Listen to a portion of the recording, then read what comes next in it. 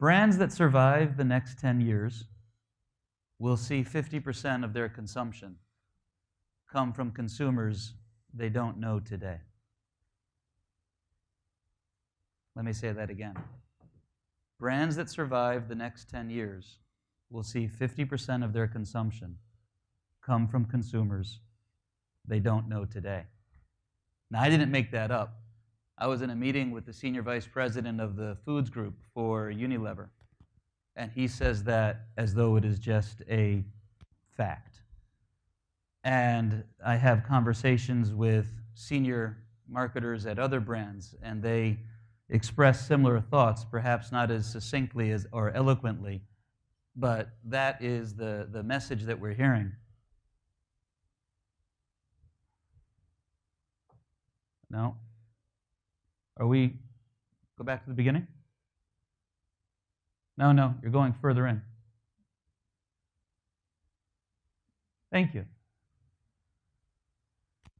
So that's one of the problems, or one of the realities, that Happy has set out to be a response to. Happy is a mobile microsurvey platform, and we believe that mobile microsurveys are an approach to engage, understand, and converse with young consumers in the emerging world. Because that 50% of consumption isn't going to come from Boston. It's not coming from London. It's not coming from Paris. And it's not coming from people my age. It's coming from young people in the emerging world.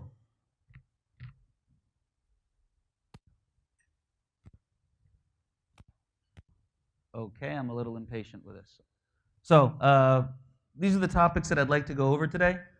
First of all, I don't want to preach to the choir. I'm sure that you're all fully aware of the statistics, but I want to give a little bit of context, talk about why microsurveys, why on mobile, talk about the difference between a traditional approach and a microsurvey approach, give an overview of what Happy is, and I will do that as quickly as possible. I'm not trying to give a pitch, but you have to understand what it is before you can understand how brands and clients have used us. And then wrap it up.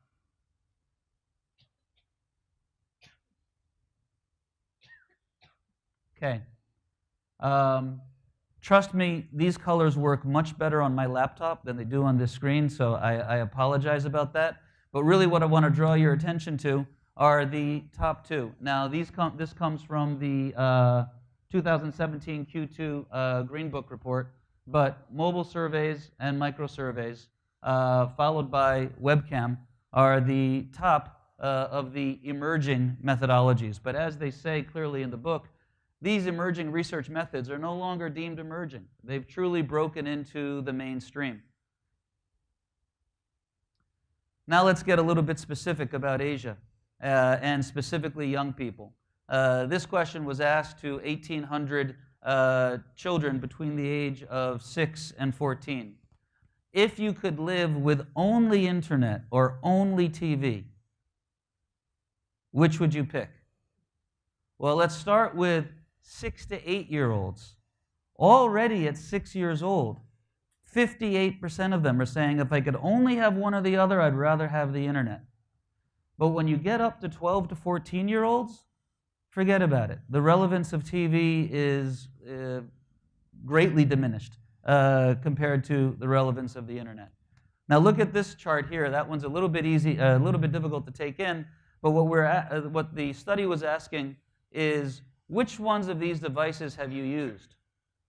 And even in countries like Indonesia and Thailand, if you look at the mobile phone, which is on top, 70%, 87% have used these devices, as compared to a computer on the bottom, 43%, 55%. Now, 55% is still huge, but it's nothing compared to the mobile phone.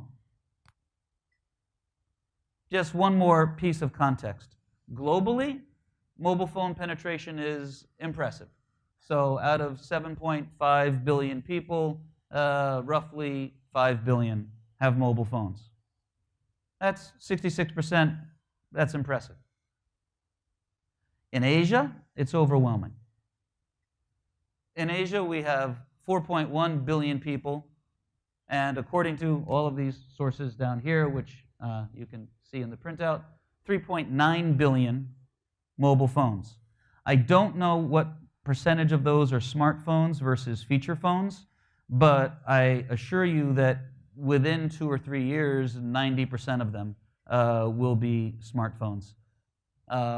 Even in places where we work, like Myanmar and Indonesia and Vietnam, you almost never see a feature phone anymore. They're almost all smartphones. So again, quoting from Green Book, what to do in this new reality. And I'm going to come back to this slide later. And believe it or not, we created this company and we came up with our plan and we went to market without even knowing that there was a Green Book study. No one in our company, for better or worse, comes from the market research industry. We had an idea, we put the company together, we got funded, we went for it, we worked with market research firms all over the region, and we're learning as we go. But it's not as though we saw this study and we decided to build a model to support it. But Green Book's recommendations: go mobile first in designing studies, make surveys short, they say around 5 to 10 minutes, design the survey like a game designer, marketer, or UI expert, provide rewards to respondents in the way they want, and engage your brand and relationships with respondents.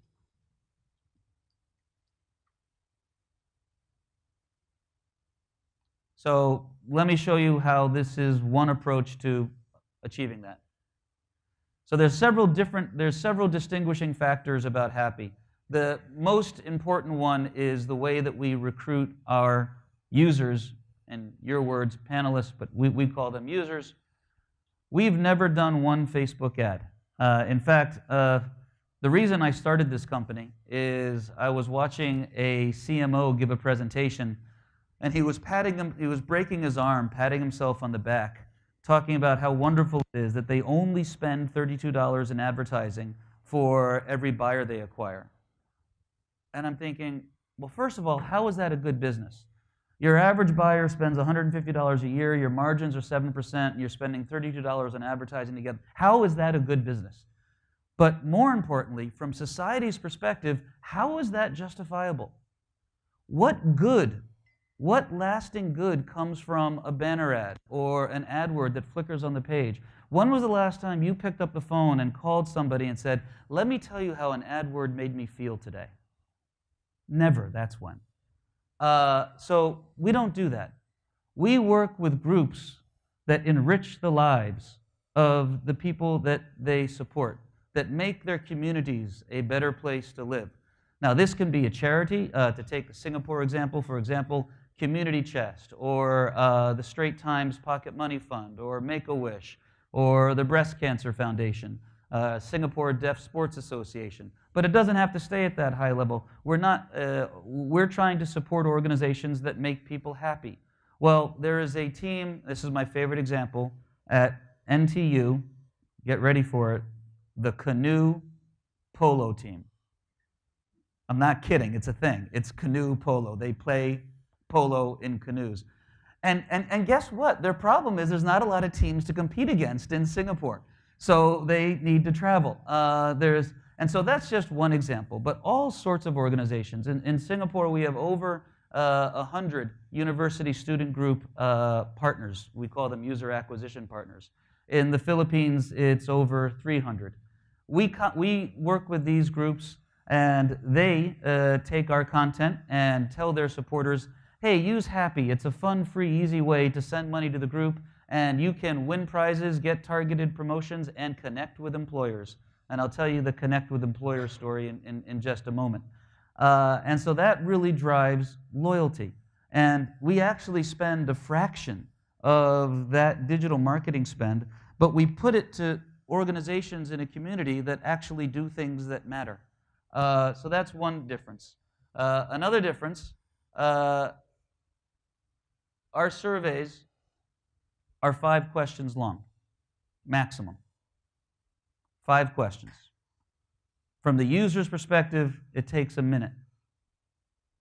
So instead of asking somebody for 30 minutes of their time, we ask them for 1 minute of their time, and they give it to us 30, 40, 50, 60 times a month. Our average user uses the app 37 times a month. It would be higher if we didn't limit it. We limit usage to 10 times a day, 50 times a week, 100 times a month. But that idea of chunking it down to 5 questions. Oh, by the way, it's just 5 questions to the user. I'll give you an example of a study we did for Google not too long ago. They gave us 240 questions. We broke that down into 6 branches, and we chunked those branches down to 5-question surveys. Now, no one person ever got all 240 questions. It becomes a conversation. Based on how you answered to this one, you get that one. And I think of it as a pachinko experience, because the pattern, the path that every user takes ends up being unique. But from the user's perspective, it is a 1-minute engagement. And for that 1-minute engagement, first you get a little hit of dopamine. And the reason you get a hit of dopamine is you see that you have one more chance of winning the Xbox or the Coldplay tickets or the mountain bike or the Bali Villa weekend or whatever it is you want. And you see that that item is now at 89% or 90%, and it's getting closer to going to lucky draw. And you get a little hit of serotonin because you feel good about yourself, because you know that what you've done has just driven a donation to this group that you care about. Highly personalized experience, I already talked about. Social proof. If you go to our app, if you go to our website, if you go to our Facebook page, you will see pictures of thousands of winners. People that have won all of these products. So it's very important. I mean, you know, especially in this part of the world where trust levels are not necessarily very high, you have to show social proof. You have to make sure that people know real people are winning. Global coverage with a common key index database. So when somebody downloads Happy, the first 50 questions or so they'll get will be profiling questions, ranging from the LSM type questions of where they live and what they have. Do they have a bank account? Do they have a credit card? What mobile phone do they use? What mobile phone provider do they use? All of those are the common global questions, but then we go into country-specific questions. And it's our local market research partners in every country that come up with the local questions. We are a platform. We are not a market research firm. Market research firms use us as a platform to conduct surveys, and it's our market research partners that help us ensure relevance and compliance in each of the countries. Combines insights with engagement, sampling, and activation. Happy is not just a survey platform. Everything that you do on Happy qualifies you for an invitation to an event, perhaps an invitation to an interview, a promotion, a sampling program. We're doing a program with a very large FMCG company that begins with U in the Philippines soon, where we will use our partnership with organizations on campus to deliver large boxes of samples. The campus partner will track which person is taking which sample. A few days later, we have the ability to survey them. So we can offer a survey plus sample, a sampling plus survey offering.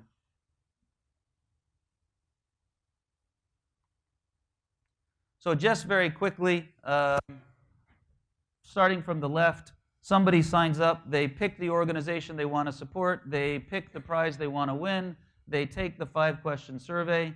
Now here on the thank you page, if the client wishes, we can display their logo after the survey is done. So while the survey is going on, the user doesn't know who the questions came from, but afterwards they look at it and they say, oh wow, Microsoft just supported my volleyball club.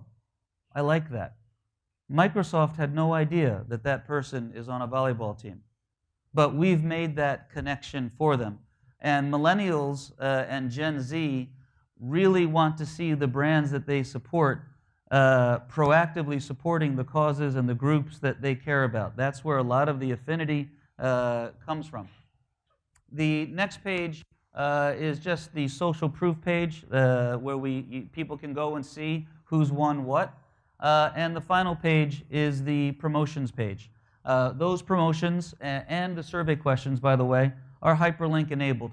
And that's how this becomes a gateway to other things. So one of the questions could be, tap here to give us a 30-second statement on what you feel about X. And then that goes to VoxPopMe, and yeah, so we can do video surveys, but that could also lead to an intuitive thing. It could be a gateway to all sorts of qualitative mechanisms. So the happy difference. I've already mentioned most of them. Traditional surveys are around 20 to 30 minutes. Our surveys are 1 minute. Traditional surveys begin with about 50% profiling questions. We've already profiled our people. We don't need to do that. So every question they get is relevant and specific to them. All of our surveys are mobile. Time and location sensitivity. Interactive. Every user's experience is different because based on all of the attributes that we can choose from, the questions they get are going to be different, and the responses that they give will trigger other questions. Instead of being just for surveys, we can do insights, activation, sampling. Also, a mobile micro-survey platform is not for drive-by surveys. It's for daily conversations. Our users use the app several times a day, every day, which enables not only daily diary type of interviews, but it enables a conversation. It also enables trending questions. And the last point, our users feel like they're in control. It's not like they're being forced to sit down at a table and fill in a survey or forced to focus and participate in some activity.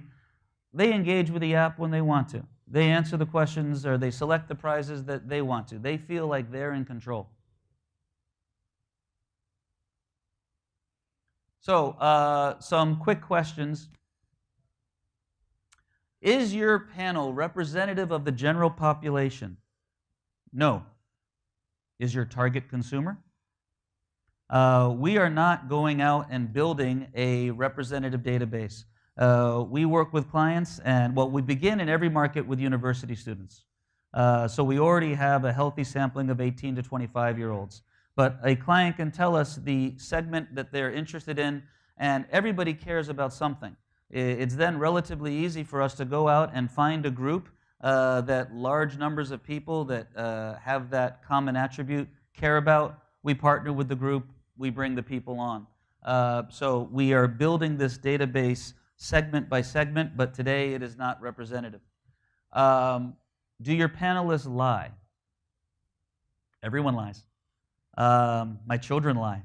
But we have carrots and sticks and quality control mechanisms in place to ensure that the data integrity is as high as it can be. The issue of sending promotions to people that have taken surveys. The most important point to realize is that there's not a relationship necessarily between the organization that sent the promotion and the organization that's asking the questions.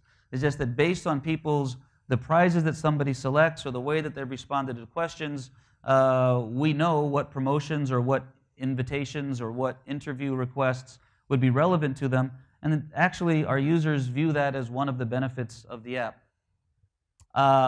Personal data protection. Yes, we're fully PDPA compliant in every country, and our partners in each country help us stay current on that. We never release a name, a mobile phone number, or an email address. Clients just receive reports with the demographic breakdown. Who owns the data? We own the profiling data, and the client, of course, owns the data from the responses to their questions. Are these fresh responders? You know, there's sometimes a client will say, well, I only want somebody that hasn't responded to a survey in 6 weeks or in 6 months or however long it is. That's really not our model. If somebody hasn't responded to a survey on Happy in 6 months, they're either dead or they've uninstalled the app. Ours is really a platform for daily conversations.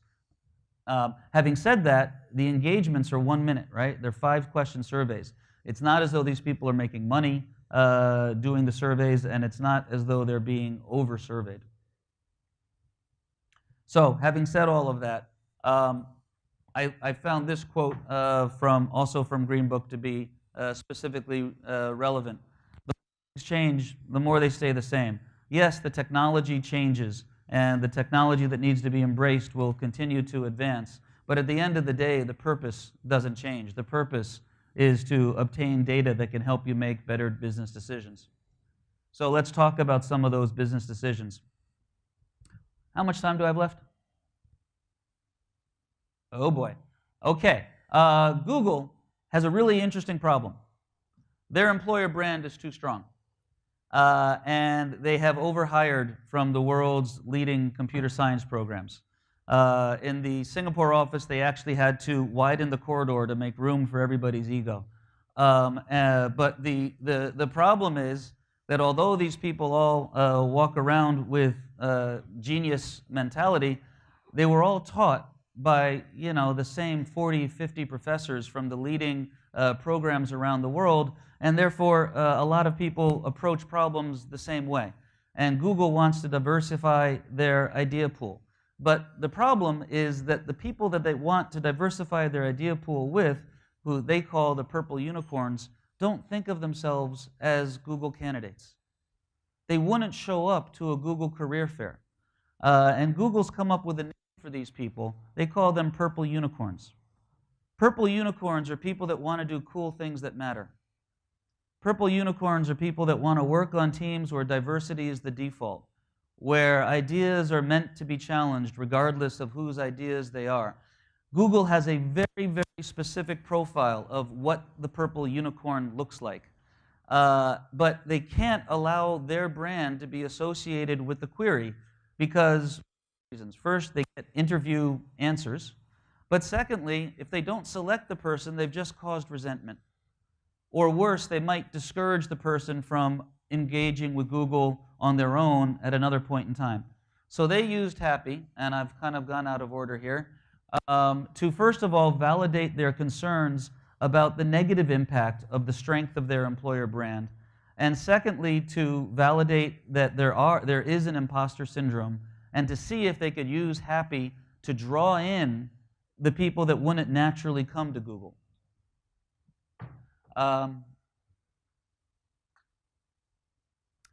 So Google gave us 240 questions, which covered a variety of topics. First of all, it was the imposter syndrome profile. People that really do have the logical thinking skills, but don't have the confidence or don't have the intention for one reason or another to approach Google. Another was the perception of Google as an employer. Another set of questions was, forget Google, just employment in general. What do you want out of life? What type of teams do you want to work on? What type of an environment do you want to work in?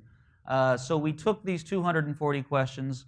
We asked 1,500 students on 20 campuses in 2 countries in 4 days. And you can't see that. And the net result was that they found 27 purple unicorns. And those purple unicorns next receive an invitation on their phone for a personal interview with Google. And if you don't think the kids on campus see that as a reason to use the app, but they also validated a lot of assumptions. In both Singapore and Manila, and when we did this study, those were the only 2 cities we were operating in. We're now in over 10 countries, and they're going to be rolling this out to Japan, China, and India. But in the 2 cities, we asked, which company would you most like to work for?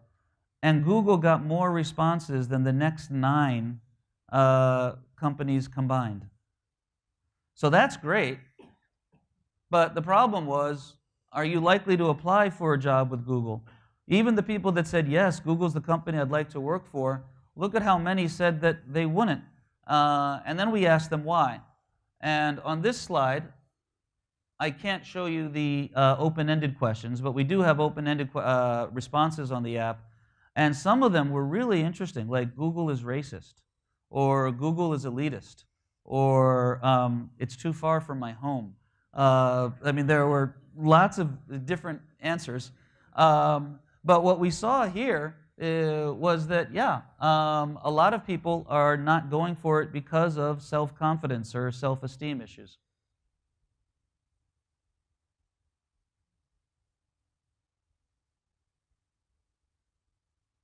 All right, I'm running out of time, so I'm just going to go. I've already talked about most of that. Another study about Dove. We started this one off with very personal questions. And these actually came from a global study that Dove did. Do you feel that you are beautiful? Do you feel pressure to be beautiful? Are you comfortable describing yourself as beautiful? Those questions went to women only.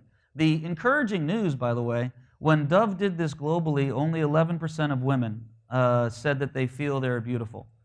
When we asked 18 to 25-year-olds in Asia, 63% said, yes, I believe I'm beautiful, which means either they're more confident or they're using the word beauty in a different way. We didn't dig into that.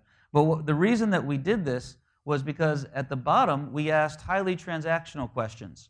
Do you always use the same type of shampoo? Are you likely to change shampoos based on price or promotion? We were trying to see if there's a correlation between a woman's assessment of her beauty and her shampoo purchasing habits.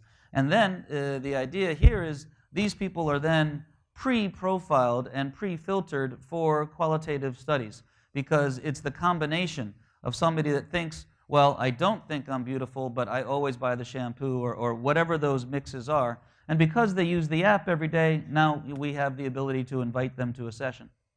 But again, 15 questions, 2 countries, 6,400 responses, 2 days. And it's not so much the speed that's important, it's our ability to reach back to each one of these people now and do something deeper with them.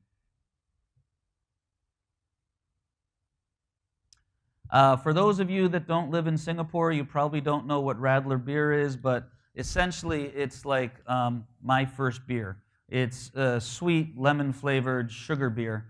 It is really marketed to younger people. And so we did a study asking, again, the same age group, have you tried Radler beer?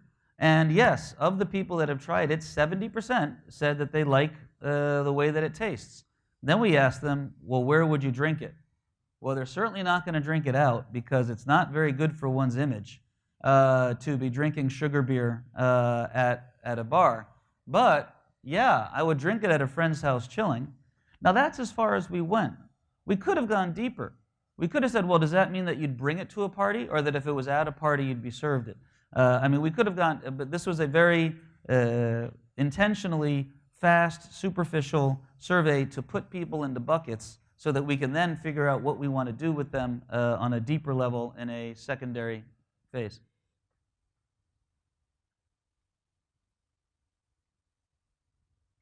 Why am I having trouble with this?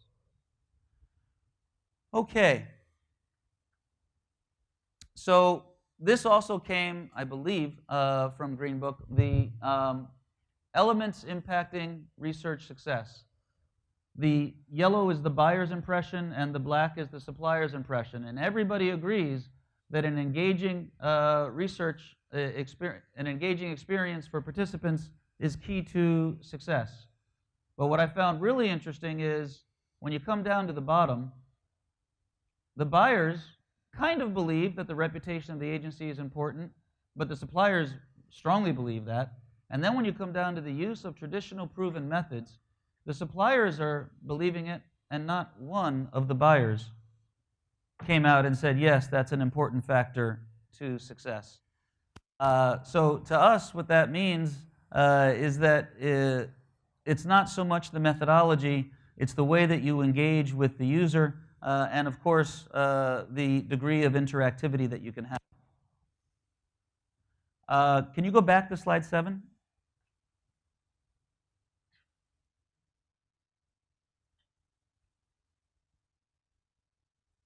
Okay, I could have done that. Never mind.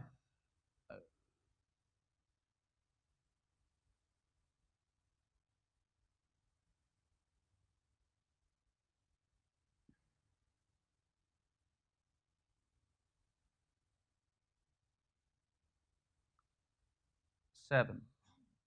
Oh no, I'm sorry. Okay. So I guess it was just dumb luck, but it turns out that we built a solution that is very much in line with what Greenbook feels you need to do on a survey platform today. The only thing I haven't really gone into is how this is relevant to qual as opposed to quant, because it is mostly a quant tool, but it is a gateway because of the hyperlinking ability. Once somebody has identified themselves or qualified themselves for a study, we can bring them in to it. Very, very in-depth filtering, and the daily conversations. You can go really deep with somebody. Instead of having them sit down and answer 100 questions in one session, you can have them answer 100 questions over a month. And that's all I have. Okay.